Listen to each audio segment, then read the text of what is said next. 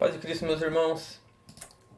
Então hoje vai ser um vídeo especial para o seminário da Trindade, que o irmão Israel do canal Reino de Deus teve uma ótima ideia de fazer um trabalho assim, né, para a gente defender essa doutrina da Trindade. E hoje, então, eu vou estar trabalhando com vocês a respeito do Espírito Santo, né, que é um ponto da Trindade que vem sendo muito atacado pelas pessoas que são contra, né, essa doutrina. E então a gente vai trabalhar alguns pontos a respeito do Espírito Santo, e os 6 pontos que eu vou trabalhar com vocês aqui hoje nesse vídeo vai ser: o primeiro se o Espírito Santo é Deus. Então a gente vai ver sobre isso. Será que o Espírito Santo é Deus? Certo? O segundo ponto, eu vou tratar alguns argumentos, né, que eles não vão provar a Trindade assim propriamente dita biblicamente, mas são pontos que vão fazer a gente pensar: será que é só coincidência essas coisas? Ou será que a gente está vendo que Deus está mostrando para a gente que Ele se revela, né, de uma maneira trina, certo? O terceiro ponto que eu vou tratar então é se o Espírito Santo ele é uma pessoa, se ele realmente tem pessoalidade, ele é uma pessoa da Trindade, ou se ele apenas é uma força ativa, ou apenas a manifestação do poder de Deus, como algumas pessoas defendem, certo? O terceiro ponto, eu vou tratar sobre então o braço e a mão de Deus. A gente vai ver isso sendo falado nos profetas, né, muito. Então, para a gente entender quem é o braço, quem é a mão de Deus, certo? O quinto ponto, eu vou tentar explicar como que um Deus ele pode se revelar em 3 pessoas. E o sexto ponto, que vai ser o último ponto que eu vou trabalhar nesse vídeo com vocês, é onde então que está o trono do Espírito Santo, né? Que é um argumento que muita gente que não crê na doutrina da Trindade, né, vai falar: tá, Pai tem um trono, Filho tem um trono, e o Espírito Santo está o trono do Espírito Santo, então. Certo? Então a gente vai trabalhar um pouco isso. Será que existe um trono só no céu? 2 tronos? 3 tronos? Então a gente vai trabalhar um pouco isso. Será que o Espírito Santo tem um trono ou não tem um trono? Né? Então são esses os 6 pontos que a gente vai estar trabalhando no vídeo de hoje. Então, para a gente responder a primeira pergunta, né? O primeiro ponto ali que eu vou trabalhar com vocês: será que o Espírito Santo ele é Deus ou não é Deus?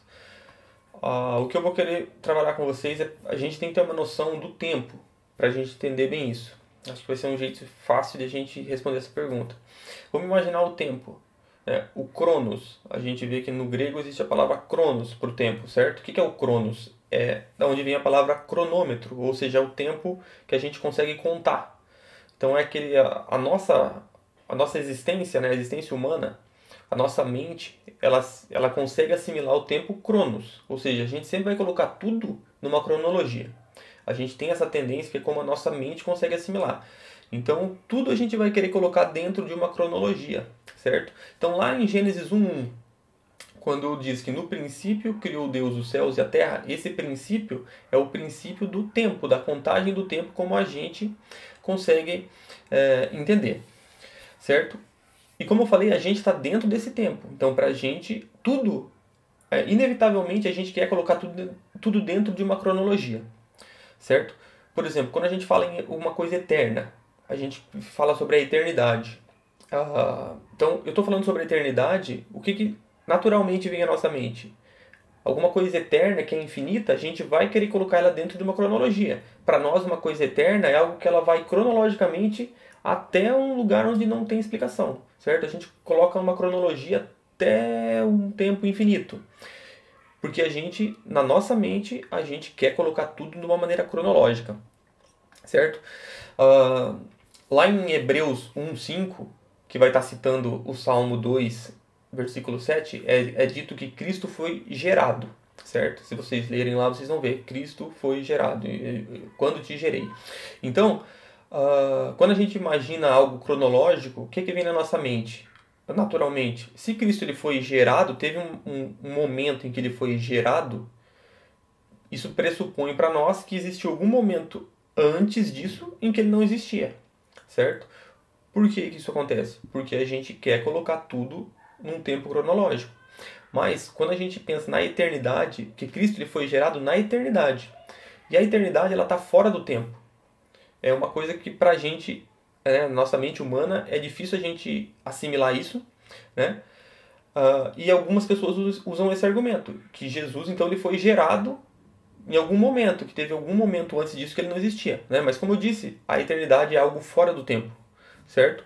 Então quando é dito que ele foi gerado de Deus, isso era antes do princípio, lá de Gênesis 1, ou seja, antes do tempo, certo? Ou seja, Cristo, ele já é pré-existente com Deus, ele foi gerado na eternidade.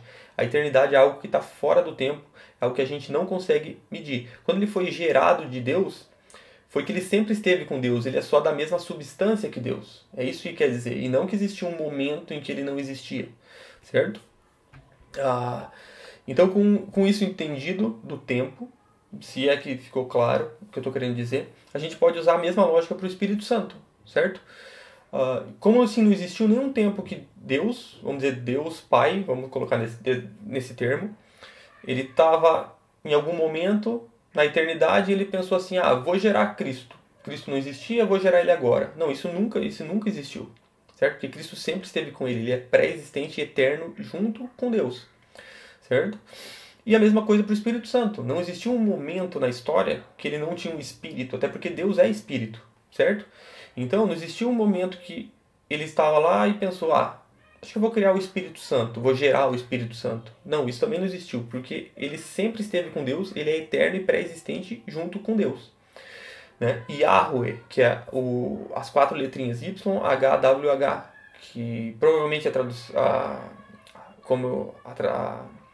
não a tradução, mas como que eu posso fazer? A pronúncia seja Yahweh, traduzido para o português seria Javé, certo? Então, não existiu um tempo em que não existia o Filho, não existiu um momento em que não existia o Espírito. Eles sempre existiram, eles são eternos e pré-existentes com Deus, certo? Eles são antes do tempo, eles são fora do tempo, certo? Então,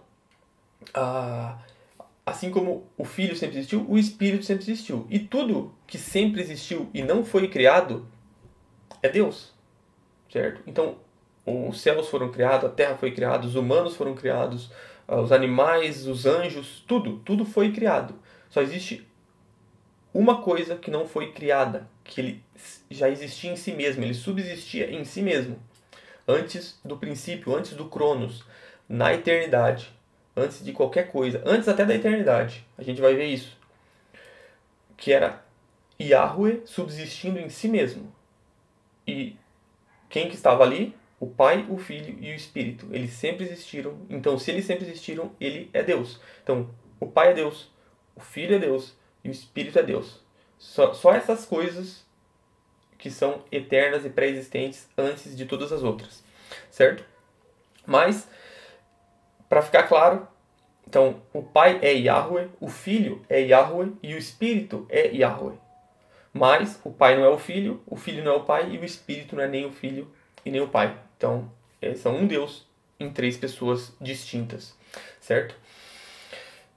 Vamos então, para a gente entender isso, vamos ver ali o Salmo 90.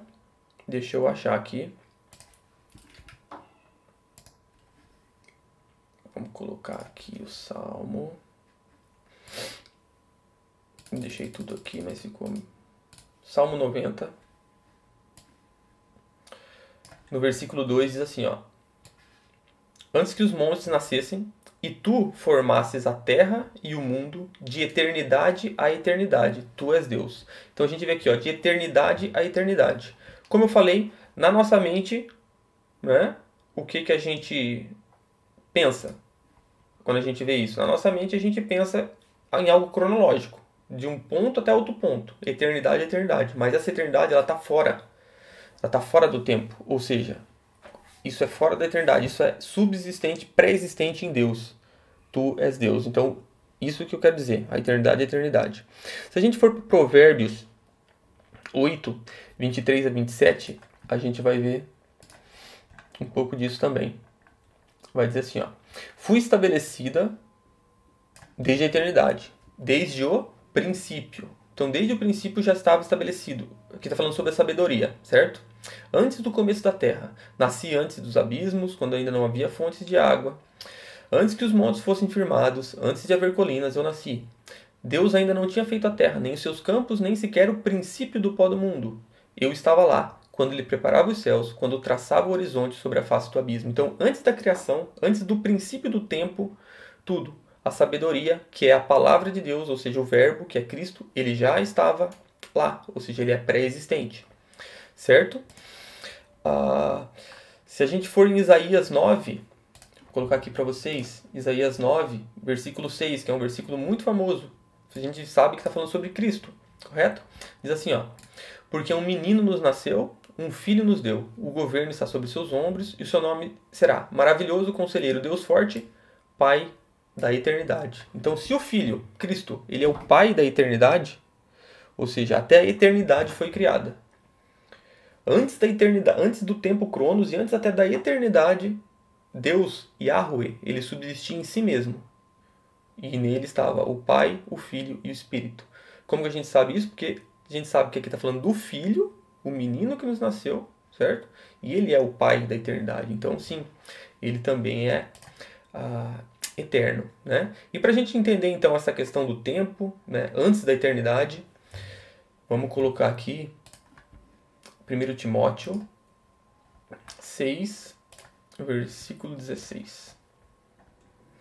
Vai dizer aqui, ó: o único que possui, ó, Rei dos Reis, Senhor dos Senhores, né? Então, tá falando aqui, ó, nosso Senhor Jesus Cristo, né? O Rei do Rei, Senhor dos Senhores, o único que possui a imortalidade e que habita em luz inacessível, a quem ninguém jamais viu, nem é capaz de ver. Né? A ele a honra e o poder eterno. Amém. Ou seja, antes da eternidade, antes de ele encarnar, vir como verbo, antes do tempo, ele habitava numa luz inacessível. O que é essa luz inacessível? Essa luz inacessível, então, é quando Yahweh, né, o YHWH, Deus, ele subsistia em si mesmo. Então, não sei se ficou claro, né? E nesse tempo, então, antes de todas as coisas, Deus, ele não tinha esses nomes que a gente chama eles, porque esses nomes que a gente chama Pai, Filho e Espírito Santo. Então, Yahweh, ele não tinha esses nomes. Assim foi como ele escolheu se revelar para nós. Ele se escolheu se revelar para a humanidade através da sua palavra e nos colocando o Pai, o Filho e o Espírito. Mas antes da eternidade, quando ele subsistia simplesmente em si mesmo, nessa luz inacessível, ele não tinha esses nomes Pai, Filho e Espírito. Ele era só Yahweh. Por quê? Porque o Pai é Yahweh, o Filho é Yahweh e o Espírito Santo também é Yahweh. Certo? Mas o Pai não é o Filho não é o Pai e o Espírito Santo não é nem o Pai nem o Filho. Então é isso que a gente vai tentar trabalhar também agora. Então parece, não sei se ficou claro para vocês, mas uma outra coisa que seria interessante a gente ver para provar que o Espírito Santo, além de ele ser eterno, ele também é pré-existente, ele sempre existiu, né? E ele também sabe de todas as coisas, porque ele é Deus. Lá em 1 Coríntios 2,10 vai dizer assim, não tenho aqui, mas vai dizer que sim, você pode ver lá na sua Bíblia, 1 Coríntios 2,10. Que Deus nos revelou pelo seu Espírito, porque o Espírito penetra todas as coisas, ainda nas profundezas de Deus. Então, é o Espírito Santo que penetra na profundeza de Deus, ou seja, ele é onisciente, ele sabe todas as coisas da natureza de Deus. Então, por quê? Porque o Espírito Santo é Deus, ele é Yahweh, certo? Então, esse primeiro ponto sobre se o Espírito Santo é Deus, eu acho que usando o tempo, deu pra gente entender que sim, ele é Deus. Por quê? Porque ele é pré-existente e eterno. Ele nunca existiu um tempo no Cronos ou fora do Cronos, fora da eternidade, em que Deus não tinha um espírito e ele falou, vou criar um espírito. Não, isso nunca existiu, certo? Então, se ele é antes de todas as coisas, antes da criação, ele é Deus. Então, esse é o primeiro ponto. O Espírito Santo é Deus, certo? O segundo ponto que eu vou trabalhar com vocês, então, como eu falei, é alguns argumentos que eles não vão provar a Trindade especificamente, mas a gente vai ver que seria, no mínimo, muita coincidência como Deus criou as coisas se ele não estivesse querendo demonstrar que ele é um ser trino. Então, para mostrar para vocês esses argumentos, a gente vai ter que entender que todas as coisas que foram criadas por Deus, né, que é Yahweh, elas têm uma tridimensionalidade. certo? Então a gente vai ver que tanto na natureza quanto na teologia, essa triunidade ela fica clara, certo? Por exemplo, na natureza criada, essa natureza, né, as coisas criadas que a gente vê. Lá em Gênesis 1 diz que no princípio criou Deus os céus e a terra. Então o que é o princípio? O princípio é o princípio do tempo.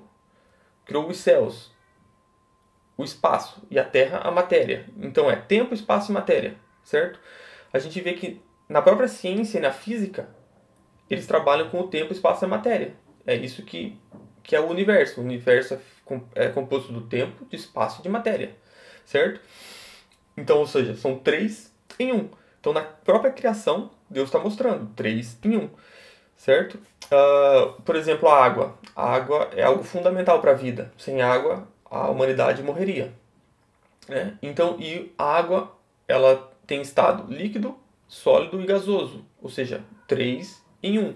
De novo, a gente vê que a gente vive num mundo tridimensional, né? O nosso mundo que a gente vive, ele é tridimensional. A gente tem largura, altura e profundidade. Então a gente tem largura, altura e a profundidade. Então a gente vive num mundo tridimensional, com três dimensões, ou seja, três em um de novo. O tempo, que a gente falou, do tempo, espaço, futuro, né? O tempo, ele tem passado, presente e futuro, né? A matéria, então a gente tem na matéria os prótons, os elétrons e os nêutrons. São três em um, certo? Então a gente vê que tudo da criação, as coisas importantes da criação, elas são três em um. Assim como na música, por exemplo, a gente tem harmonia, melodia e ritmo. Então a gente vê que a assinatura de Deus, Deus fez a criação dela e assinou três em um na criação, porque Ele é três em um, certo? E na teologia, a gente também vê essas coisas. Por exemplo, existe o corpo, a alma e o espírito. Sem a gente entrar aqui nos méritos se é uma dicotomia ou uma tricotomia, isso a gente não vai entrar no mérito aqui agora, mas a gente vê claramente na palavra falando de corpo, alma e espírito. Então a gente vê que são três coisas que compõem, são uma coisa trina também. O tabernáculo, a gente vê que o tabernáculo é dividido no pátio, o átrio externo, o santo lugar e o santo dos santos. Ou seja, três em um. Então tudo a gente vê que está apontando para uma triunidade. Deus, na criação dele, ele deixou a assinatura trina dele, certo? Um outro exemplo interessantíssimo é na gramática hebraica. A gente pode pegar a gramática hebraica, quando diz lá, no princípio criou Deus os céus e a terra. Esse criou é a palavra bará, certo? E essa palavra bará, esse criar, o único sujeito dessa palavra é Deus. Por exemplo, o ser humano, eu, você, as pessoas que estão assistindo isso aqui, a gente não bará, a gente não cria bará. A palavra, quando a gente cria alguma coisa, é outra. A palavra bará, o único sujeito dela é Deus. Só Deus que consegue barar algo, ou seja, é criar a partir do nada. É uma criação que só Deus consegue fazer. E no hebraico, a palavra bará é um beit, um resh e um aleph. São três letras. Ou seja, apenas Deus é o sujeito dessa palavra.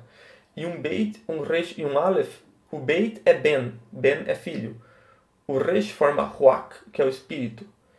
E o aleph forma Abba, que é o pai. Então, dentro da palavra bará, que o único sujeito dela é Deus, forma um acrônimo, o pai, o filho e o espírito.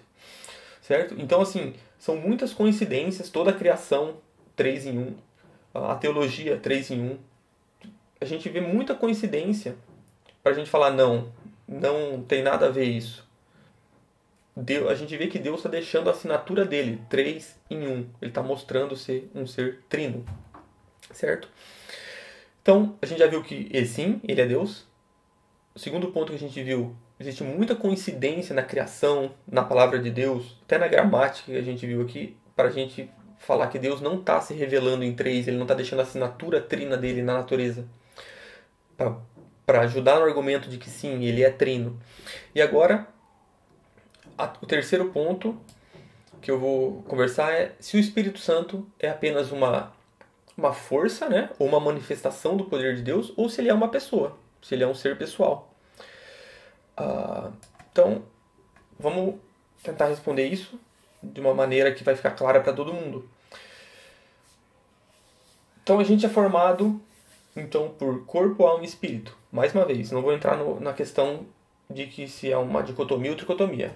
Você pode crer em dicotomia, não tem problema. Alguns podem crer na tricotomia, não tem problema. Essas questões são irrelevantes porque eu vou crer aqui. Uma coisa que a gente tem que concordar, tanto quem crê na dicotomia quanto quem crê na tricotomia, é que eu, né, o Jota, você, cada um de vocês, a gente é o que a nossa alma, o que a gente é está na nossa alma, certo? Isso aqui é só um corpo, que quando a gente morrer, vai para o chão, vai se decompor, e o que fica é a nossa alma. Nossa alma, ela vai ser eterna, certo?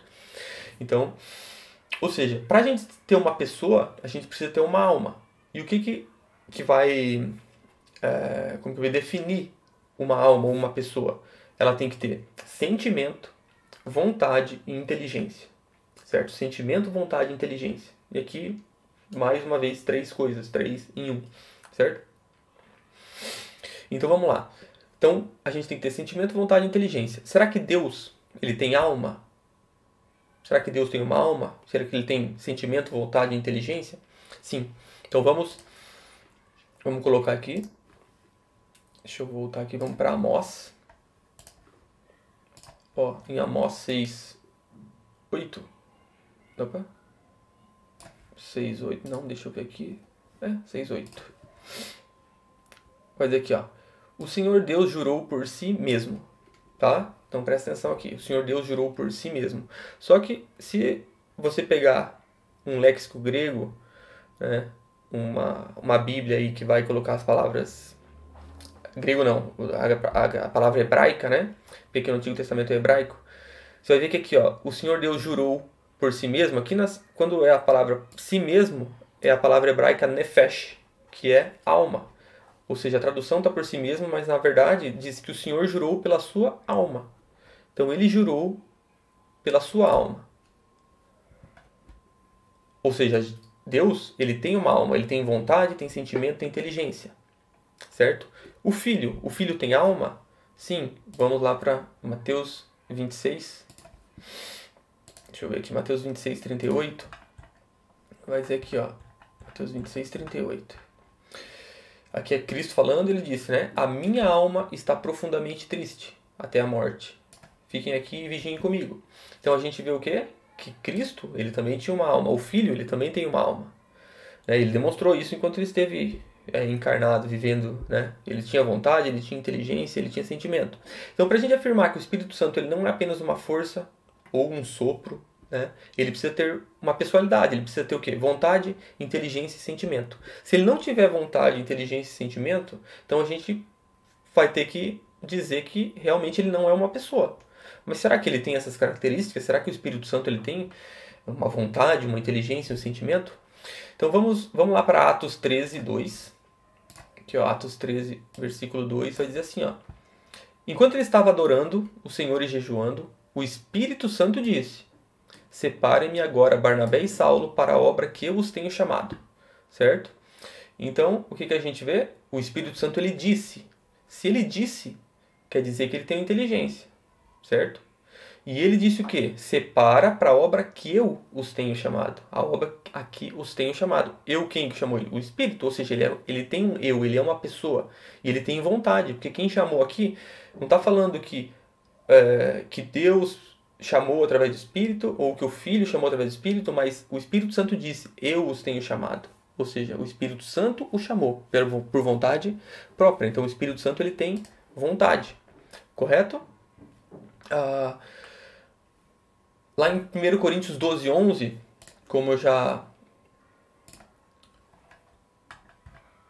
É 1 Coríntios ou é 2 Coríntios? Deixa eu ver. 1 Coríntios 12, 11. Eu não tinha colocado aqui, mas... Deixa eu colocar aqui então. 1 Coríntios 12, 11. Vai dizer aqui, ó. Mas um só, é o mesmo Espírito... Mas um só, e o mesmo Espírito realiza todas essas coisas, distribuindo-os a cada um individualmente conforme ele quer. Conforme quem quer? Conforme Deus quer? O Pai quer? Conforme o Filho quer?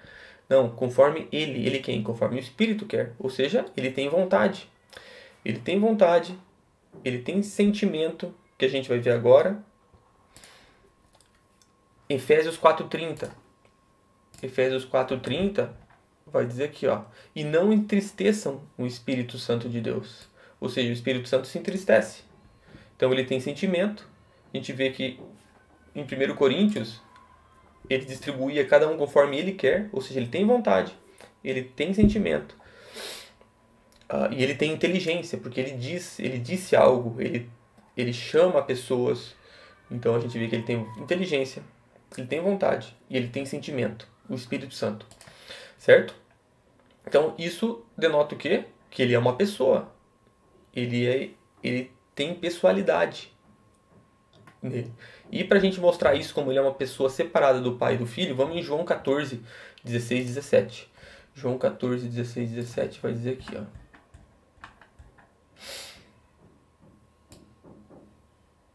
ó. E eu pedirei ao Pai, e ele lhes dará outro Consolador, a fim de que estejam com vocês para sempre. É o Espírito da verdade. Ou seja, eu pedirei ao Pai. Quem que é o eu? Cristo, o Filho. Ele vai pedir a quem? Ao Pai.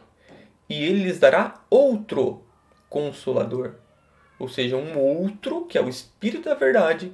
E esse Espírito ele tem sentimento, ele tem inteligência e ele tem vontade. Certo? Então é um outro Consolador. Não é nem o Pai nem o Filho, é outro. Certo? Então a gente vê que todas essas coisas, vontade, sentimento e inteligência, caracterizam ele como uma pessoa distinta. E ainda assim sendo Yahweh, Deus, né? E para mostrar como o Espírito Santo também ele é criador, junto com o Pai e com o Filho, porque a gente sabe que o Pai estava na criação. O Filho, lá em João 1, é dito, né, que tudo foi feito por ele, nada do que foi feito se fez sem ele, certo? E lá em Jó 33:4, aqui em Jó 33, versículo 4, vai dizer aqui, ó, Jó está falando, o Espírito de Deus me fez. Ou seja, o Espírito também estava na criação, né? Tanto é que Deus soprou o seu Espírito, né, no homem, para que ele fosse feito a alma vivente. Então, e tanto é que lá em Gênesis 1, 26, o que a gente vê lá em Gênesis 1, 26? Façamos o homem a nossa imagem e semelhança. Então a gente vê, muita gente vai dizer ali que não, aquilo ali não, isso não é uma prova da Trindade, não. A gente está falando ali façamos, que ali é um plural majestático. Pela gramática hebraica eles dizem, como Deus é um ser tão grande, ele usa as coisas no plural, porque ele é muito grande. Isso vai ser o argumento de alguns. Mas a gente vendo tudo isso, que o Filho estava na criação, o Pai estava na criação, o Espírito estava na criação, quando ele fala façamos, ele está mostrando a sua natureza trina, a sua triunidade. Certo? Então vamos continuar aqui. Então a gente já viu que o Espírito Santo é uma pessoa, porque ele tem vontade, ele tem inteligência, ele tem emoção, né, que ele faz parte de uma triunidade. E agora vamos ver também que sim, ele é Deus. A gente já viu isso lá no começo, mas para provar que ele é Deus, vamos para Atos 5, para ficar mais claro então. Deixa eu ir fechando tudo, vamos para Atos 5 aqui. Atos 5, versículos 3 e 4. E aqui vai dizer assim, então Pedro disse, Ananias, por que você permitiu que Satanás enchesse seu coração para que você mentisse ao Espírito Santo? Então aqui é aquele episódio, né, que Ananias e Safira eles mentiram e aí eles acabaram mortos. Então ele falou aqui, para que você mentisse ao Espírito Santo, certo? E aqui no final, depois no 4, ele vai dizer assim, ó, você não mentiu para os homens, mas para Deus. Então ele mentiu para o Espírito Santo e diz que ele mentiu para Deus. Ou seja, o Espírito Santo, sim, o Espírito Santo é Deus, né? E a gente também vai ver, por exemplo, os atributos de Deus, que só Deus tem, sendo atribuídos ao Espírito Santo. Por exemplo, ele é eterno, em Hebreus 9,14. Deixa eu colocar aqui Hebreus 9,14, a gente vai ver que o Espírito Santo, ele é eterno. Ó, muito mais o sangue de Cristo que pelo Espírito eterno a si mesmo ofereceu. Ou seja, o Espírito, ele é eterno, ele sempre existiu, ele é pré-existente com Deus. Não, como eu já disse lá no começo, não existiu nenhum momento em que ele não existia e aí Deus pensou, vou criar o meu Espírito. Não, isso nunca aconteceu, certo? Eu não estava mostrando a tela, né? Então aqui, ó, o Espírito eterno, Hebreus 9,14, o Espírito eterno, certo? Vamos então A onisciência dele, em 1 Coríntios 2,10. Em 1 Coríntios 2,10 você pode ver a onisciência dele. Eu não vou ficar colocando todos os textos, senão vai ficar muito grande esse estudo, mas eu vou só falando, depois vocês podem ler. A onisciência do Espírito Santo, em 1 Coríntios 2,10. A onipresença do Espírito Santo, em Salmo 139,7. A onipotência do Espírito Santo, em Lucas 1,35. A soberania do Espírito Santo, em 1 Coríntios 12,11. Tem outros textos, mas não vou ficar colocando e falando todos, porque senão esse estudo seria muito grande, certo? Então a gente já viu que, sim, o terceiro ponto, então que eu trouxe para vocês, ele é uma pessoa ou ele é simplesmente uma força, manifestação do poder de Deus? A gente viu que sim, ele é uma pessoa, porque ele tem inteligência, ele tem vontade, ele tem sentimento. Isso do Espírito Santo, próprio do Espírito Santo, certo? Então o quarto ponto que a gente vai ver agora, que vai ilustrar melhor isso, e para responder as duas últimas perguntas, que é como que um Deus pode ser três pessoas e onde que está o trono do Espírito Santo. A gente vai ter que entender o quê? Sobre o braço do Senhor e a mão do Senhor. Deixa eu achar aqui. Então vamos lá. Para a gente responder isso, para vocês entenderem melhor isso, vamos lá para Deuteronômio 11. Vou colocar aqui para vocês Deuteronômio 11, versículos 1 e 2. Então aqui, ó, vai dizer assim, ó. Amem o Senhor, Deus de vocês, e sempre guardem os seus preceitos, seus estatutos, juízos, seus mandamentos. Considerem hoje que não me dirijo aos filhos de vocês que não conheceram nem viram a disciplina do Senhor, seu Deus. Sim, considerem a grandeza do Senhor, a sua mão poderosa e o seu braço estendido. Então o que a gente vê aqui? Deus, ele tem uma mão poderosa e um braço estendido. Isso é como ele escolheu se revelar. Porque a gente, como tem uma mão e um braço, a gente iria entender, certo? Porque Deus ele não tem uma forma, né? Cristo tem, quando encarnou.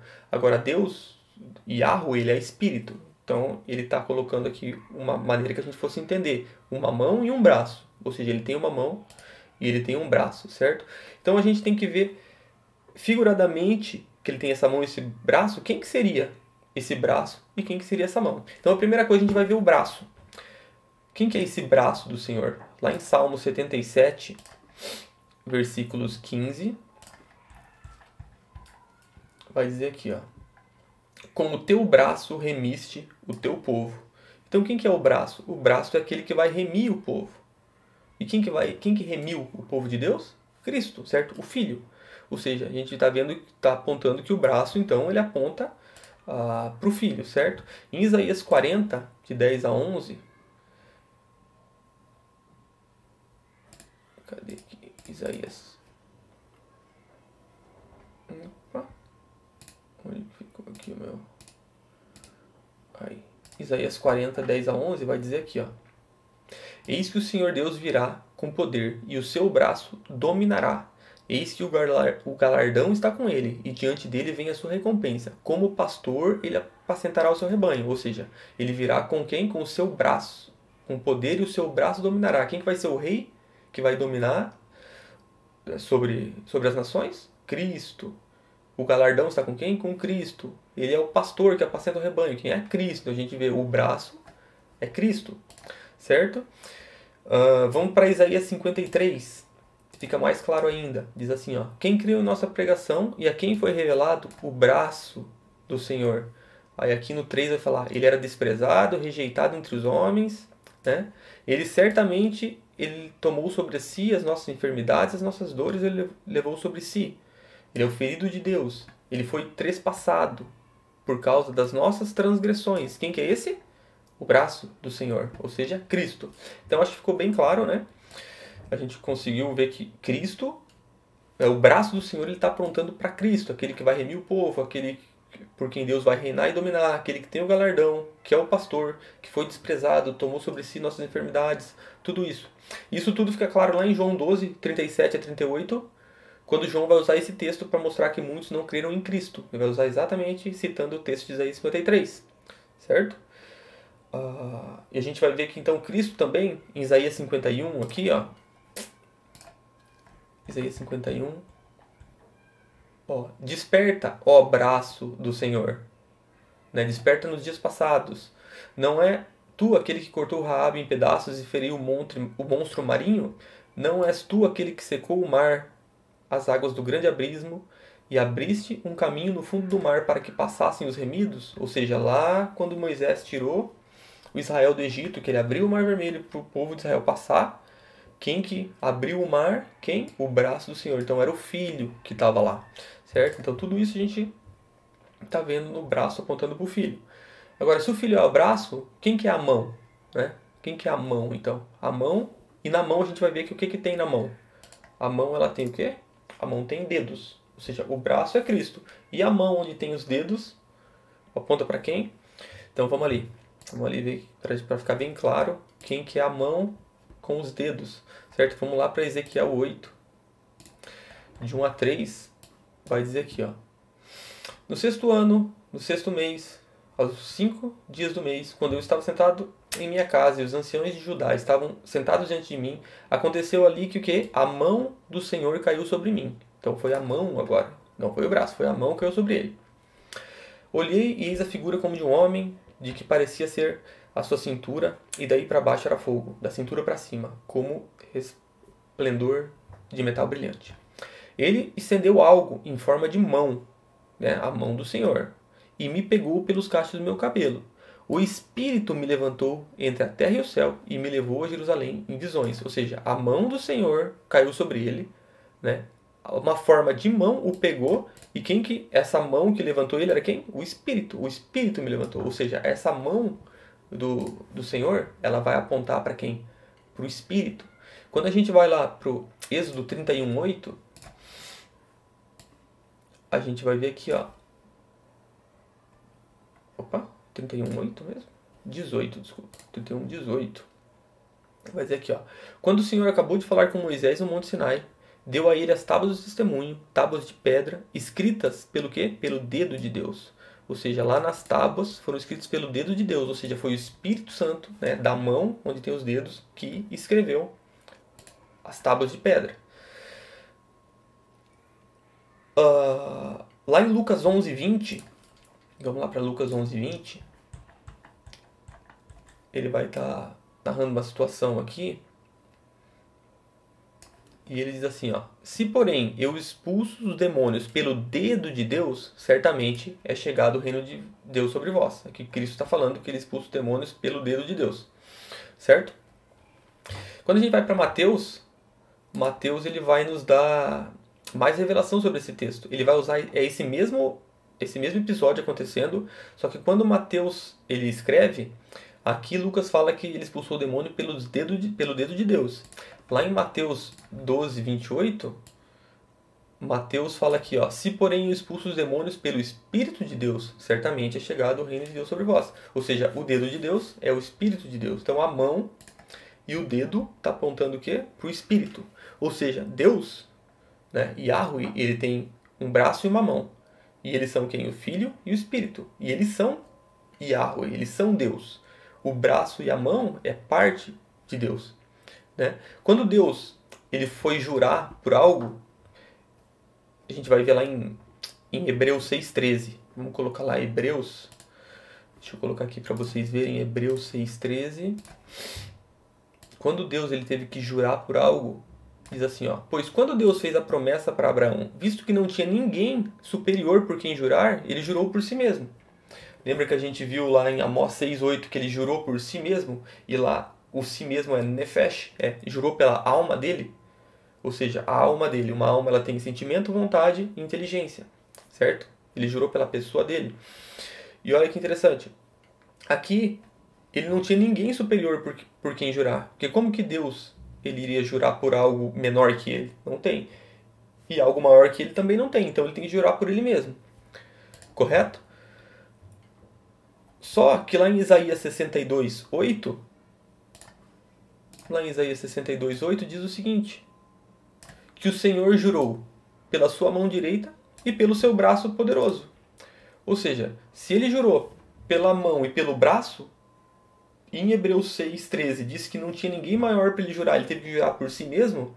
Quando ele jurou aqui em Isaías 62:8 pela mão e pelo braço, ele jurou por ele mesmo. Ou seja, a mão, que é o Espírito Santo, e o braço, que é Cristo, eles são Deus, eles são Yahweh.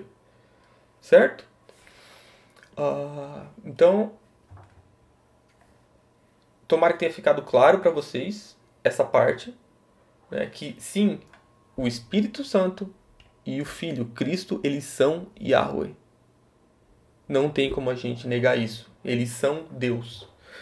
As três pessoas são Yahweh. E essa agora é a parte mais difícil de explicar, né? Então, como que a gente vai explicar que três pessoas distintas são um só Deus? Né? Não uma só pessoa, porque são três pessoas distintas, mas todos são um só Deus.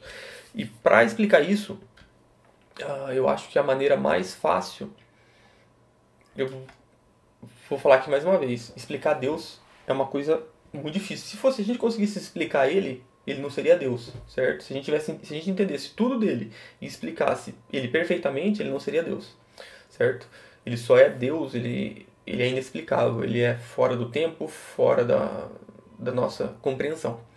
Mas eu vou tentar ilustrar de uma maneira que talvez vocês vão começar a entender que é possível sim três pessoas ser um mesmo Deus. E para tentar explicar isso, eu vou usar, como eu falei, né, que uma das coisas que Deus criou e colocou a sua assinatura tridimensional, sua assinatura 3 em 1, é esse mundo que a gente vive ser tridimensional. Então a gente tem largura, altura e profundidade. A gente vive num mundo tridimensional, certo? Agora, vamos tentar explicar um mundo que tem duas dimensões só. O que seria um mundo com duas dimensões? Imagine um mundo plano. Imagine algo plano. Então, num mundo plano, deixa eu pegar aqui para tentar explicar para vocês. Imagine essa folha de papel. Tá vendo? Ela é plana. Então, a gente está vendo essa folha aqui, deixa eu colocar aqui. A folha de papel que era plana, certo? Imagine que existe um ser plano. Deixa eu ver se eu acho outra folha de papel para ilustrar aqui para vocês. Vou pegar esse pedacinho aqui, ó, um pedacinho de papel aqui. Então aqui tem um mundo plano, aqui tem uma folha de papel plana e ela está aqui em cima. Como ela é da mesma cor, vocês não vão conseguir ver. Mas está vendo que existe esse mundo plano. Imagine um mundo que só tinha duas dimensões, profundidade e largura. Ele não tem altura, ele não consegue ter algo pulando aqui, certo? Eu falei que é difícil de entender, mas vocês vão pegar. Agora imagine esse ser aqui. Vou usar meu celular de... Ele é um ser tridimensional. Ele tem largura, profundidade e altura, certo? Ele não cabe aqui dentro desse mundo de duas dimensões. Vamos dizer que esse ser chegasse aqui nesse mundo duas dimensões. Quando ele parasse aqui, esse ser que ele só tem duas dimensões, ele não tem altura. Então ele não consegue ver esse outro ser aqui. Ele conseguiria ver só a basezinha que encostou ali na folha, certo? Então, imagine esse ser aqui, ele chega aqui, não encosta lá e ele começa a conversar com esse serzinho que tem só duas dimensões. Esse ser aqui, ele não ia conseguir ver o celular, porque ele não tem altura, ele não consegue olhar para cima, certo? Então seria uma voz que estaria vindo do nada para ele, porque no mundo dele, no mundo que ele conhece ali, como ele é, de duas dimensões, ele não tem altura, ou seja, ele não consegue ver para cima, tá? Então, tentar, para vocês entenderem o que eu quero dizer. Nós já temos profundidade, largura e altura, certo? Agora imagina Deus. A gente, um ser de três dimensões, a gente cabe aqui nesse papel? A gente consegue entrar e ser um ser de duas dimensões? Não. A gente ia rasgar o papel, destruir o papel, certo? Assim como Deus, ele é um ser que ele não cabe aqui nesse mundo, porque ele está fora do tempo, ele está fora do espaço e ele está fora da matéria, certo? Porque ele é espírito, Yahweh. Cristo, o Filho, veio, encarnou, e aí ele teve um corpo, ele veio e encarnou para estar entre nós, certo? Agora, Deus, na sua plenitude, ele está fora de tudo isso. Agora, imagina Deus. Se ele criou um mundo tridimensional, ele, na dimensão de Deus, ele pode ter muito mais dimensões. 3, 4, 5 dimensões. A gente não sabe. Certo? Assim como aquele ser de 2 dimensões, ele não conseguiria ver o ser de 3 dimensões entrando no mundo dele, o que impede de... Imagine um mundo de 5, 6 dimensões, que a gente não consegue assimilar na nossa cabeça. Certo? Porque para esse ser de 2 dimensões, imagine um ser de 2 dimensões. Esse papelzinho que está aqui em cima do papel, que ele só vai para frente, para trás, para um lado e para o outro. Ele não tem altura. Imagine para ele, a gente falar para ele, a gente explicar para esse ser aqui, que é possível a gente vir para cima. Para ele seria um absurdo. Seria um absurdo a gente tentar explicar isso para ele. Porque para o mundo dele, o mundo conhecido dele, não existe para cima. Não existe uma altura. Isso eu quero que vocês entendam. Então, para ele seria absurdo. Então, imagine a gente querer explicar para nós, um ser de 3 dimensões, que um ser maior que a gente, que vive num mundo fora da gente, ele se revela em 3 pessoas. Para nós é absurdo. Não faz sentido nenhum. Certo? Ou seja, Deus, aonde ele habita, na luz inacessível, como eu falei lá no começo, ele pode perfeitamente ser um Deus que se revela em 3 pessoas. Vou tentar dar um exemplo para explicar. Imagine que a gente fosse um ser de mais de 3 dimensões, 4, 5, 6 dimensões. Não teria nenhum problema de eu, o Jota, conseguir ver e me relacionar com o meu espírito, com a minha alma, e o meu corpo, o meu espírito e a minha alma, 3 coisas diferentes se relacionando e cada uma tendo uma função e podendo ir fazer coisas diferentes, ainda assim sendo eu, o Jota. Então, imagine que um ser de outra dimensão, ele consegue compreender coisas que um ser de uma dimensão menor ele não consegue. Assim como o ser aqui de 2 dimensões, ele não consegue compreender se a gente explicar para ele que existe uma altura, porque para ele é um absurdo. Então, é isso que eu queria tentar que vocês conseguissem assimilar. Eu sei que é difícil, não sei se essa explicação ficou boa, mas um ser de dimensões superiores, como Deus é, para ele, isso é tranquilo esse ser 3 em 1. Para nós parece absurdo. É isso que eu queria que vocês conseguissem compreender. E vamos voltar aqui então para a última parte. Então essa aqui foi como que um Deus, né? Yahweh, ele pode ser 3 pessoas. É isso que eu tentei explicar aqui. Sei que foi difícil, né? E vamos tentar responder agora o ponto 6, então. O ponto 6 é onde que está o trono do Espírito Santo, então?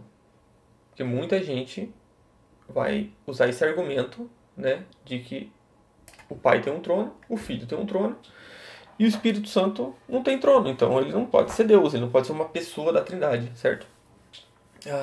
Mas a gente vai ver uma coisa na palavra.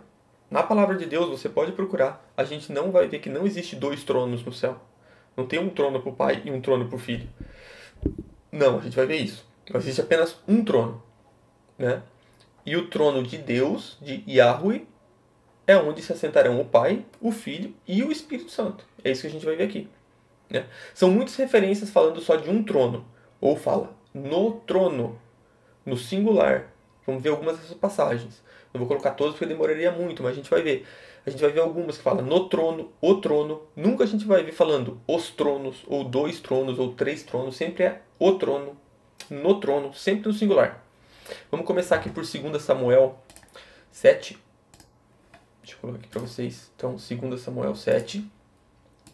Aqui é quando Deus faz uma aliança com Davi, né? E ele vai falar que ele vai estabelecer o reino, né? O reino para o filho de Davi, que aqui quando a gente lê 2 Samuel. Por que tá? Apocalipse. Aqui tá Apocalipse 7, mas é 2 Samuel 7 mesmo. Deu um bug aqui na...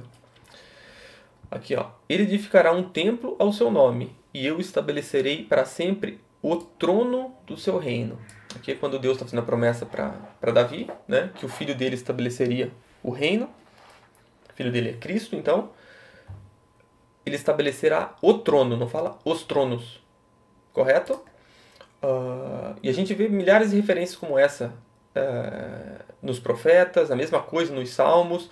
Pode procurar nos salmos, os profetas sempre vai estar no trono, o trono do reino, o trono de Deus, no trono, nunca fala nos tronos. Ou seja, sempre existe um só trono e não tem 2 nem 3 tronos.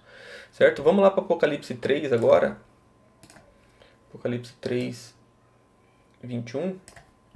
Vai dizer assim, ó: ao vencedor darei o direito de sentar-se comigo no meu trono. No meu trono. Assim como também eu venci e me sentei com o meu Pai no seu trono. Aqui algumas pessoas vão falar, não, você viu, ó, tem 2 tronos. O do Pai e o do Filho. Não, mas se a gente ler direito, diz assim, ó: que ao vencedor ele vai dar o direito de assentar no meu trono. Assim como eu também venci e me assentei com o Pai no seu trono. É o mesmo trono. Só que ele teve o direito de se assentar com o Pai naquele mesmo trono, que agora é dele, o meu. E isso fica mais claro lá em Apocalipse 22, que diz assim, ó: então o anjo me mostrou o rio da água viva, brilhante como cristal, que sai do trono de Deus e do Cordeiro. O trono, ele é tanto de Deus como do Cordeiro. É o mesmo trono, não são 2 tronos. Ok? É isso que tem que ficar claro, é um trono só. Né? E será que o Espírito Santo está no trono? Ou não tem um trono para o Espírito? A gente vai ver que sim, ele está no trono, porque ele é Yahweh, ele é Deus. Para entender isso, vamos ver Apocalipse 7:17. Apocalipse 7, versículo 17, vai dizer aqui, ó: pois o Cordeiro está no meio do trono. Então, existe um só trono e o Cordeiro está onde? No meio, certo? Apocalipse 5:6 vai dizer a mesma coisa. Apocalipse 5, versículo 6. Então vi no meio do trono e dos 4 seres viventes e entre os anciões um de pé, um cordeiro. Então o cordeiro está onde? Vi onde? No meio do trono, certo? A gente viu então que o cordeiro está onde? No meio do trono. E a gente sabe o quê?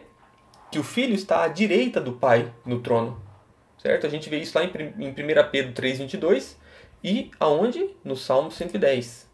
Vamos lá no Salmo 110. Deixa eu ver se eu coloquei aqui Salmo 110. Ó, no Salmo 110, a gente vai ver aqui também, ó: disse o Senhor ao meu Senhor. Ou seja, o Senhor ao meu Senhor. A gente vê 2 senhores aqui, né? O pai e o filho.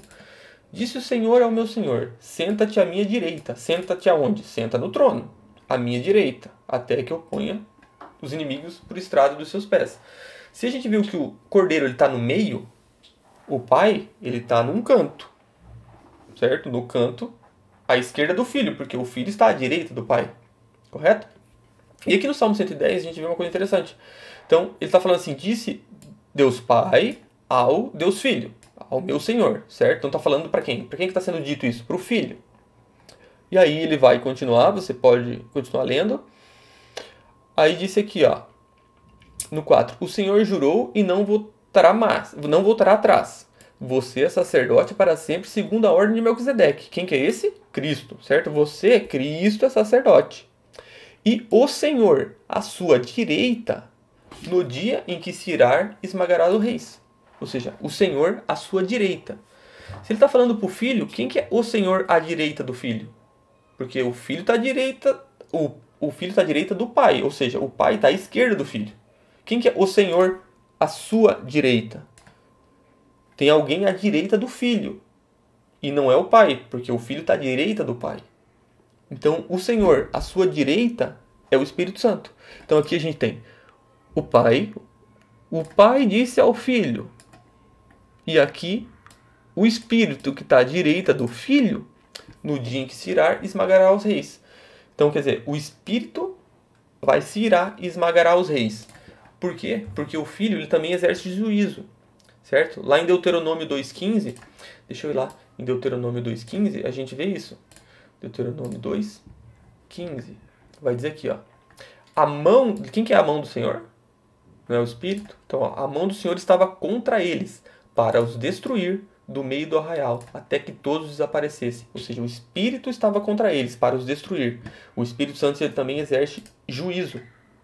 Em 1 Samuel 5, de 6 a 9, vamos colocar aqui 1 Samuel 5, de 6 a 9, vai dizer assim: porém, a mão do Senhor, ou seja, o Espírito, castigou duramente os moradores, tal, certo? E aqui no 9, depois que a levaram, a mão do Senhor foi contra aquela cidade, causando grande terror, pois feriu os homens daquela cidade. Ou seja, a mão do Senhor, o Espírito, ele também traz juízo. E aqui no Salmo 110, a gente vê que o Senhor à sua direita, ou seja, o Espírito Santo que está à direita do Filho, no dia em que se irá, esmagará os reis. Então, aqui eu acho que ficou claro que o Espírito ele também está sentado no trono, certo? Ele é à direita do Filho. E, para ficar mais claro essas coisas, então, vamos lá para Isaías 6, versículo 1. Deixa eu ver aqui, ó. Isaías 6, versículo 1. Vai dizer aqui, ó. No ano da morte do rei Uzias, eu vi o Senhor assentado sobre o trono. Então, calma, você viu que o Senhor está sentado no trono aqui. Correto? Então, o Senhor assentado no trono. Presta bem atenção nisso. Agora vamos lá para o versículo 8. Depois disso, ouvi a voz do Senhor que dizia: a quem enviarei e a quem há de ir por nós? E eu respondi: eis-me aqui, envia-me a mim. Então ele disse: vai e diga a esse povo, ouçam, ouçam, mas sem entender, vejam, vejam, mas sem perceber. Torne insensível o coração desse povo, endureça-lhe os ouvidos e feche os olhos deles, para que não venham a ver com os olhos, ouvir com os ouvidos e entender com o coração, e se convertam e sejam curados. Então o que a gente está vendo aqui em Isaías 6? Então, o Senhor estava sentado no trono, certo? E aqui no 8 a gente viu o que o Senhor disse.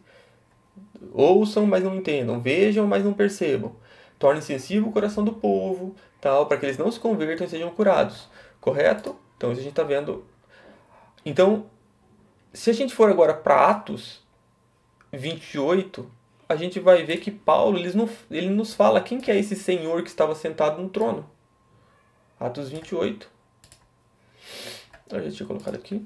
Versículo 25 a 27. Aqui, ó. E havendo discordância entre eles, começaram a ir embora. Mas antes que saíssem, Paulo disse essas palavras. Olha o que Paulo disse. Bem falou o Espírito Santo aos pais de vocês por meio do profeta Isaías, quando disse: vai esse povo e diga, ouvindo vocês ouvirão e de modo nenhum entenderão. Vendo, verão, mas não perceberão. Porque o coração desse povo está endurecido. Ouviram com os ouvidos tapados, fecharam os olhos, para não acontecer que vejam com os olhos, ouçam com os ouvidos, entendam com o coração, se convertam e sejam por mim curados. Então aqui o que Paulo está falando? Ele está citando aquele texto de Isaías e falou que quem falou foi quem? Bem falou o Espírito Santo. Então, quem que falou? O Espírito Santo. Lá em Isaías 6, quem que estava sentado no trono? O Senhor. Isaías 6. O Senhor estava no alto sublime trono. Esse Senhor é quem? É o mesmo que falou aqui. E quem que Paulo citou falando que disse essas palavras? O Espírito Santo. Ou seja, o Espírito Santo estava sentado no trono. Então, o Filho está no meio do trono, o Pai está de um lado do trono, o Espírito Santo à direita do Filho, no trono, como fala o Salmo 110. O Senhor à sua direita.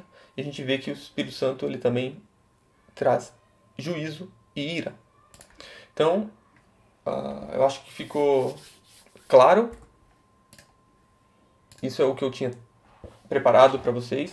Então, as 6 questões que eu tentei trazer hoje. Primeiro, o Espírito Santo é Deus? A gente viu que sim. O Espírito Santo é Deus. Por quê? Porque ele é fora do tempo, ele é pré-existente. Não existiu nenhum momento em que Deus não existiu o Espírito e falou: vou criar o Espírito, eu vou gerar o Espírito. Ele sempre existiu. Então ele é Deus. Algo que não foi criado é Deus. A gente viu alguns argumentos que eles não vão provar a Trindade teologicamente, propriamente dita, mas a gente viu que toda a criação ela é 3 em 1. Ela é tempo, espaço e matéria. A água é sólida, líquido e gasoso. O tempo é passado, presente e futuro. Então a gente vê que em toda a criação tem a assinatura trina de Deus, 3 em 1. E na teologia também. Corpo, alma e espírito, o tabernáculo, o átrio, o santo lugar e o santo dos santos, né? Então a gente vê que tem todas essas assinaturas de Deus na criação. A gente viu que o Espírito Santo ele não é só uma força ou uma manifestação, mas ele é uma pessoa, ele tem sentimento próprio, ele tem vontade própria, ele tem inteligência, certo? Distintas e de três maneiras, três pessoas distintas que são o mesmo Deus. A gente viu sobre o braço e a mão de Deus, o braço apontando então para o Filho, a mão com os dedos apontando para o Espírito. A gente viu como que um Deus pode ser três pessoas, tentei explicar nas dimensões, que a gente não consegue entender uma dimensão maior que a nossa, assim como um ser de duas dimensões ele não consegue entender nós, tendo a altura, a gente não consegue entender um ser de uma dimensão maior e que para ele não seria nenhum absurdo as três manifestações agirem independentemente e sendo o mesmo Deus. E onde está o trono do Espírito? A gente viu que sim, o Filho está no meio, o Pai está de um lado e o Espírito à direita do Filho. Então acho que ficou claro essas questões. Então sim, o Espírito Santo é Deus. Sim, ele é uma pessoa. E sim, a Trindade, ela aparece por toda a Bíblia e por toda a criação, por toda a natureza. Então você não precisa ficar preocupado se você crê na doutrina da Trindade. Tem muita gente atacando isso, mas sim, quem está atacando a Trindade está equivocado. Ok? Então, irmãos, é isso. Que Deus abençoe a todos. Espero que vocês tenham gostado. Se ficou difícil de entender alguma parte, é um tema muito complicado mesmo. Mas que Deus abençoe a todos. Espero que vocês tenham gostado e que possa ter ajudado algumas pessoas a compreender melhor esse tema. É isso, irmãos. Que Deus abençoe.